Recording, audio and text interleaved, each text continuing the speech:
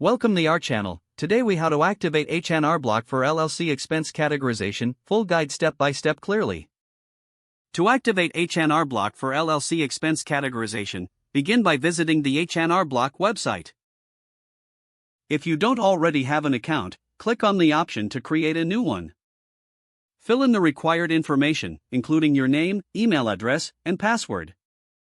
After creating your account, log in to access the main dashboard. Once on the dashboard, navigate to the section for business or LLC tax preparation. Select the option that aligns with your LLC type, whether it's a single member or multi-member LLC. You may be prompted to enter basic information about your LLC, such as its name and tax identification number. Proceed to the expense categorization section in the business tax preparation area. H&R Block will present you with categories for common business expenses.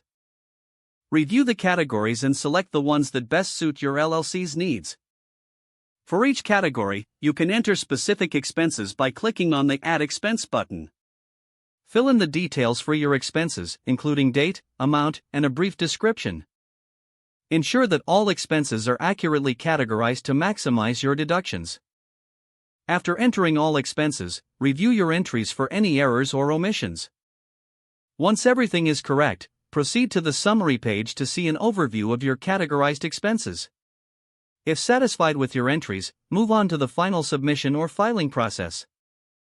Follow the on-screen instructions to file your tax return electronically through H&R Block. After filing, make sure to save or print a copy of your return for your records. You have now successfully activated and used H&R Block for LLC expense categorization. If the page does not load, refresh the browser or try again in a private or incognito window. Make sure you are using the correct email address, then retype it carefully to avoid small typos. If your password is not accepted, use the reset option and create a new strong password you can remember. Check your spam folder for verification or security emails, then complete any requested confirmation steps.